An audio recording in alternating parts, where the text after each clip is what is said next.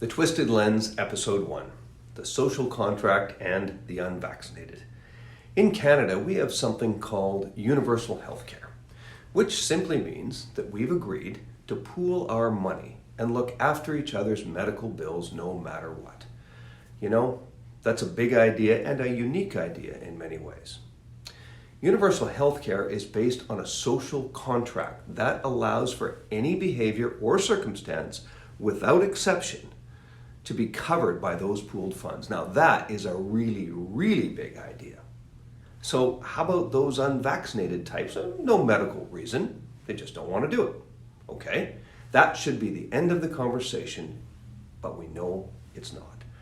The unvaxxed are being blamed for driving up medical costs, overburdening the healthcare system, and threatening the lives of the vulnerable and the elderly, etc., and the list goes on.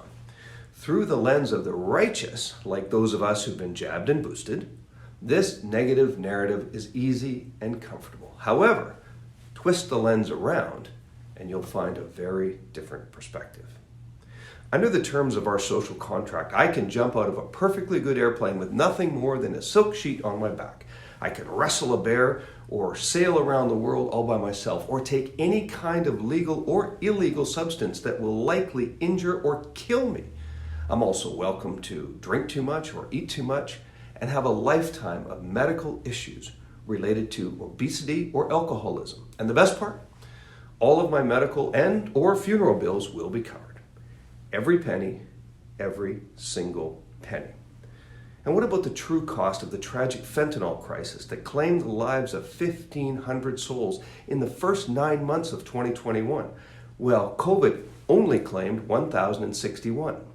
And what is the true cost of a lonely person sitting in the bed in the emergency ward? About 12 to 25K. Or the hip replacement of an 85-year-old man with a life expectancy of 80. That costs us another 40K. What is social media, we the people, and the cancel culture? Where do they stand on paying these bills that are based on poor lifestyle, bad luck, or simply the outrageous cost of getting old? Collectively, we've already agreed that these circumstances are covered. So why the persecution of the unvaxxed, who cost us a mere fraction in real dollars compared to other behaviors? Sure, it's a choice, and it does come with a price tag, as are a lot of other choices we tolerate quietly.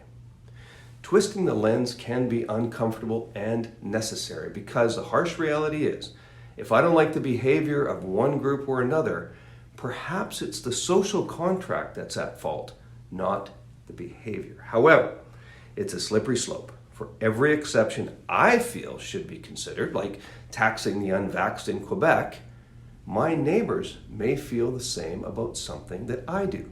Maybe playing recreational hockey, suddenly gets considered too dangerous.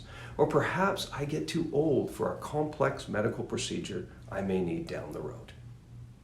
And perhaps, even more important, today it's the unvaxxed and tomorrow it will be somebody else.